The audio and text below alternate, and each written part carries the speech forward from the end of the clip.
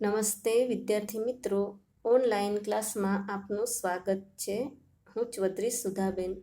આજે આપણે ધોરણ 10ના સામાજિક વિજ્ઞાનનું પાઠ 10 ભારત કૃષિને સમજવા પ્રયત્ન કરીશું. અગાઉ 3 વિડીયો જોયા છે. આ વિડીયોની અંદર આપણે કૃષિ ક્ષેત્રે થયેલા ટેકનિકલ અને સંસ્થાકીય સુધારાને સમજવા પ્રયત્ન કરીશું. પહેલાંના જમાનામાં દાતરડું, કોદાળી, પાવડો, ઓરણી, હળ, ગાડું જેવા ટાંચા અને સાદા સાધનો વડે ખેતી કાર્ય કરવામાં આવતું, પણ હવે એમાં આધુનિક ઉપકરણોએ પગપેસારો કર્યો છે, જે પૈકી ટ્રેક્ટર, ટેલર્સ, રોટાવેટર સૌથી સામાન્ય છે. આ ઉપરાંત ઘઉંની કાપણી માટે પ્રથમ થ્રેશર અને ત્યારબાદ હાર્વેસ્ટર જેવા અત્યાધુનિક ઉપકરણો વપરાવા લાગ્યા છે. આ સિવાય રાસાયણિક ખાતરો, હાઇબ્રિડ બિયારણો, બીટી બિયારણો, જંતુનાશક દવાઓ તેમજ ટપક સિંચાઈ પદ્ધતિ, ગ્રીન હાઉસ વગેરેનો આજે તો વપરાશ વધ્યો છે. ચિત્રની અંદર ટ્રેક્ટર છે, રોટાવેટર અને રાસાયણિક ખાતર બતાવવામાં આવેલા છે. જોઈશું આપણે ટેકનિકલ સુધારા. ભારતમાં ખેતી ક્ષેત્રે બિયારણ, ખાતર અને ખેત સાધનોમાં આવેલા પરિવર્તનને ટેકનિકલ સુધારા તરીકે ઓળખવામાં આવે છે. સિંચાઈ માટે ખેડૂત પહેલા કોસ કે રેટનો ઉપયોગ કરતો, આજે સબમર્સિબલ કે મોનોબ્લોક પંપ, સોલાર પંપ, ટપક સિંચાઈ પદ્ધતિ અને ફુવારા પદ્ધતિનો ઉપયોગ કરતો થયો છે.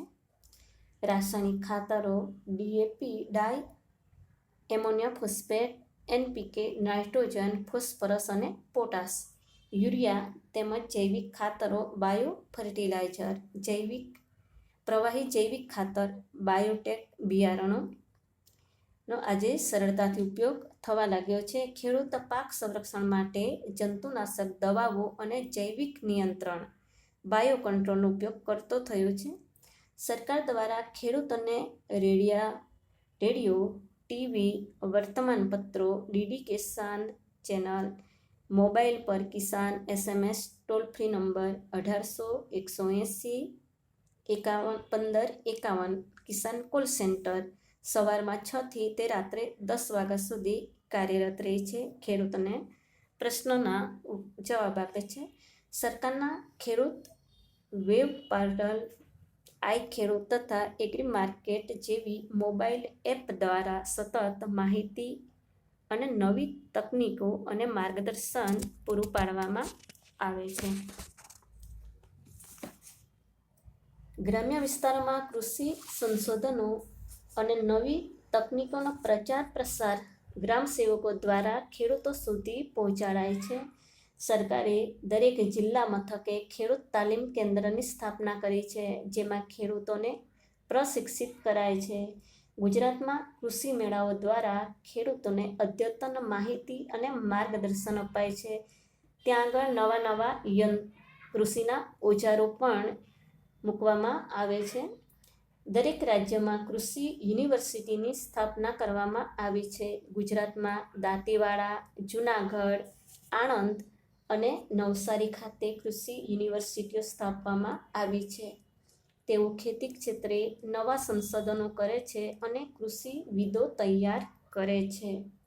આ ઉપરાંત કૃષિ ક્ષેત્રે સંશોધન કરતી Indian council of agriculture research અને DARE department of agriculture research and education જેવી સંસ્થાઓ રાષ્ટ્રકક્ષાએ કાર્યરત છે. ત્યાર પછી જોઈશું આપણે તો સંસ્થાગત સુધારા. ભારતમાં જમીન માલિકી, ખેત ધિરાણ અને ખેત પેદાશોના વેચાણ અંગે થયેલા સુધારાને સંસ્થાગત સુધારા કહેવામાં આવે છે. સરકારે જમીનદારી પ્રથા નાબૂદ કરી ખેડૂતોનું શોષણ અટકાવ્યું છે. ખેડે તેની જમીનના કાયદા દ્વારા ખેડૂતોને જમીનની માલિકીના સાચા હક અપાવ્યા છે. જમીન ટોચમર્યાદા કાયદા દ્વારા જમીન માલિકીની અસમાનતા દૂર કરેલ છે. એટલે કોઈ પણ વ્યક્તિ પાસે નક્કી કરેલી હોય એના કરતાં વધારે જમીન હોય તો સરકાર એને જપ્ત કરે છે, એટલે જમીનમાં એક સમાનતા આવે. ત્યાર પછી કિસાન ક્રેડિટ કાર્ડ દ્વારા અને રાષ્ટ્રીયકૃત તેમજ સહકારી બેન્કો દ્વારા ખેડૂતોને આર્થિક મદદ માટે કૃષિ ધિરાણ આપવામાં આવે છે.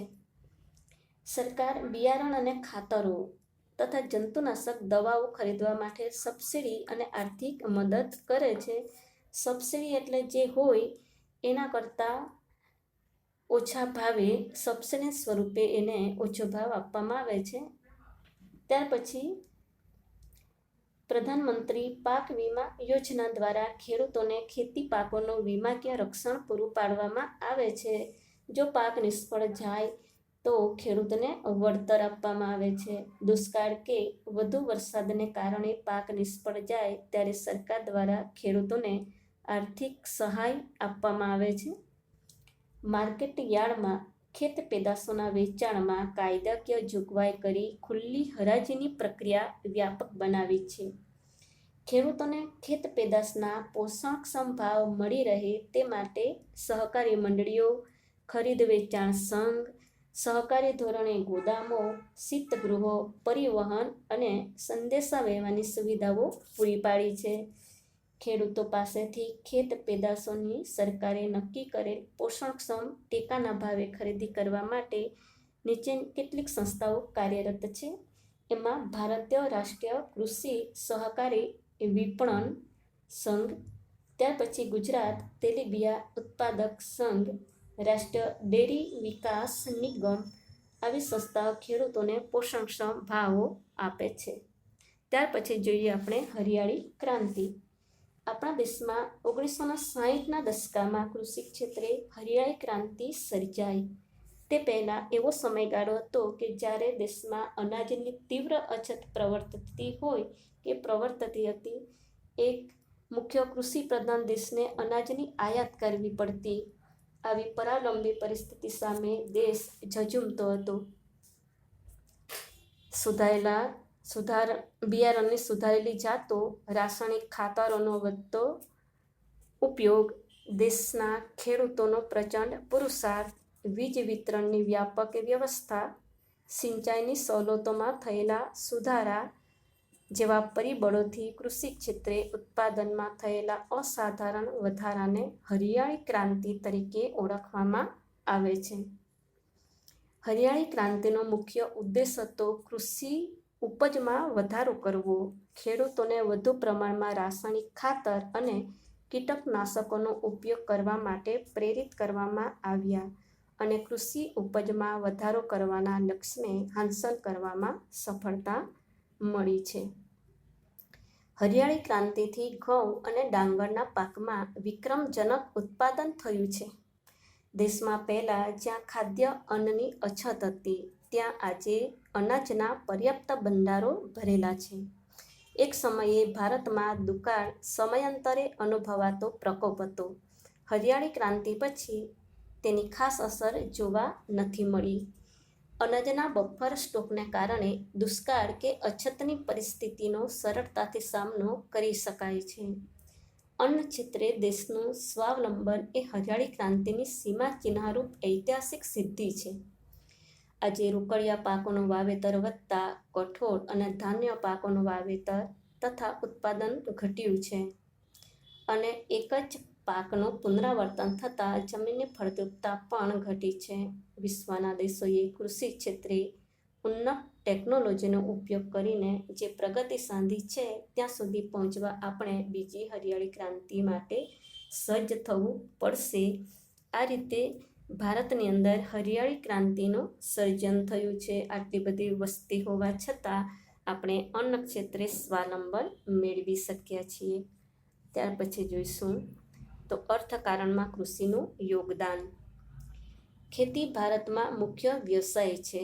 આઝાદી સમયે કૃષિ ક્ષેત્રે જે ભારણ હતું તે હવે થોડુંક ઓછું થયું છે.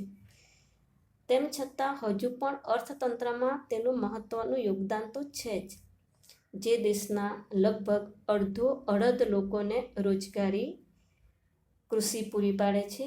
કૃષિ ક્ષેત્ર દેશના કુલ ઘરેલું પેદાશનું લગભગ GDP 17% હિસ્સો ધરાવે છે. ગ્રોસ ડોમેસ્ટિક પ્રોડક્ટ્સ ઘરેલું પેદાશ જેને કહેવામાં આવે છે. ભારતની મહત્વની કૃષિ પેદાશો ચોખા, ઘઉં, તેલીબિયાં, કપાસ, શણ, ચા, શેરડી, તમાકુ, બટાકા વગેરે છે અને તેની નિકાસ કરવામાં આવે છે અને વિદેશી હુંડિયામણ પ્રાપ્ત થાય છે. ખેત પેદાશના ઉત્પાદનમાં વિશ્વભરમાં ભારત બીજા સ્થાને છે. કૃષિ દ્વારા સૂતરા કાપડ ઉદ્યોગ, ખાંડ ઉદ્યોગ, કાગળ ઉદ્યોગ, તેલ વગેરે ઉદ્યોગો અને ખાદ્ય સામગ્રીને લગતા પ્રસંસ્કરણ ઉદ્યોગ માટે કાચો માલ પણ ખેતીમાંથી જ ઉપલબ્ધ બને છે. કૃષિ ભારતના લોકોનો ખોરાક પૂરો પાડે છે. જો કે અનિયમિત અને અનિશ્ચિત વરસાદ અને સિંચાઈની અલ્પ સગવડને કારણે ખેતી ક્ષેત્રે વૈશ્વિક બજારમાં ભારતનો દેખાવ સાતત્યપૂર્ણ રહ્યો નથી. ત્યાર પછી જોઈએ તો અનાજ સંરક્ષણ.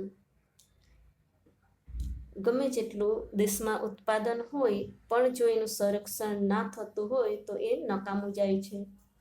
આજે કોઈ પણ દેશ માટે અન્ન સુરક્ષા જરૂરી છે. જો અનાજની માંગ વધતી જતી હોય અને અનાજની મોટા પાયે આયાત કરવી પડતી હોય તો તે દેશ માટે તેની રાજકીય સ્વતંત્રતા જોખમમાં મુકાઈ શકે છે. હરિયાળી ક્રાંતિને લીધે આપણે અનાજ ઉત્પાદનમાં સ્વાવલંબી બન્યા છીએ. અનાજના ઉત્પાદનના વધારા સાથે સાથે દેશની વસ્તીમાં પણ વધારો થયો છે. 1951માં દેશની વસ્તી આશરે 36 કરોડ 10 લાખની હતી, જે આજે 125 કરોડથી વધુ છે. તેથી અનાજની માંગ વધી છે. તેમ છતાં આપણા દેશમાં છેલ્લા 5 વર્ષોમાં અનાજનું ઉત્પાદન વધ્યું છે. 1950-51માં ભારતમાં 51 કરોડ ટન અનાજ ઉત્પાદન થયું હતું, જે વધીને 2013-14માં વિક્રમજનક 265.4 કરોડ ટન થયું છે.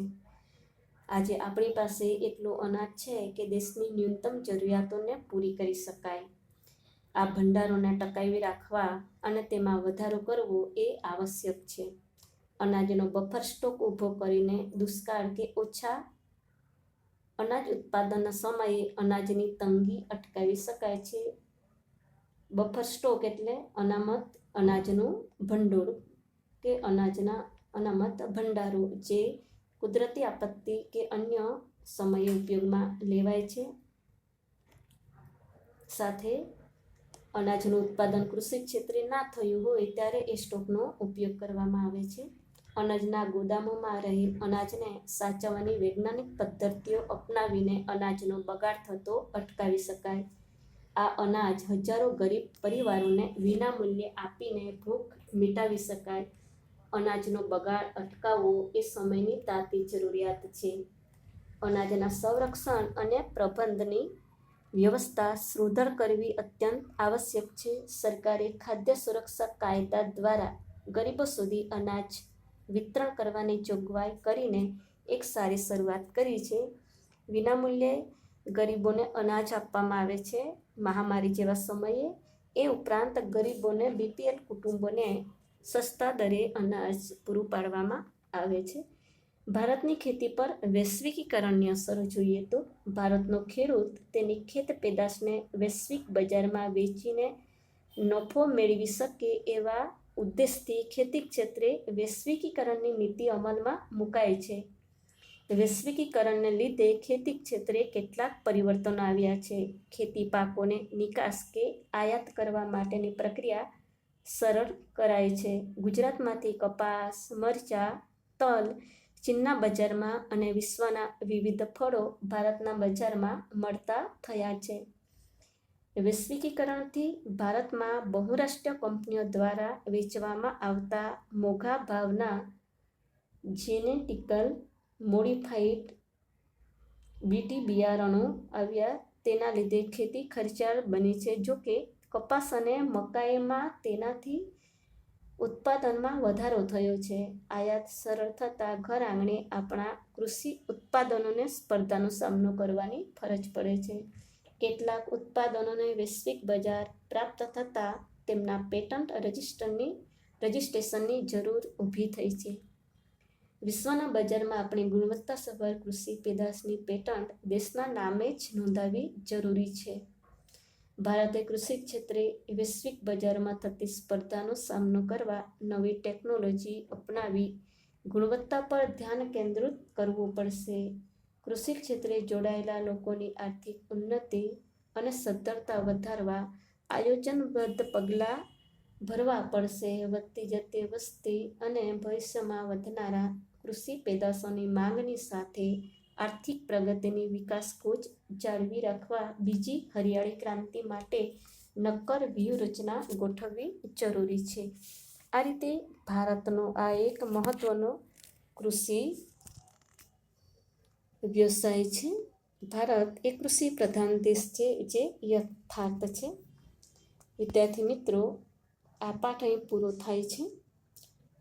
આ પાઠમાંથી બોર્ડની અંદર નકશામાં કે પછી નકશામાં પણ પૂછાય જ છે. મોટા પ્રશ્નો પણ એમાંથી પૂછાતા હોય છે. 4 માર્ક્સના આ પાઠનો સ્વાધ્યાય દરેકે સામાજિક વિજ્ઞાનની નોટબુકમાં લખી નાખવાનું રહેશે.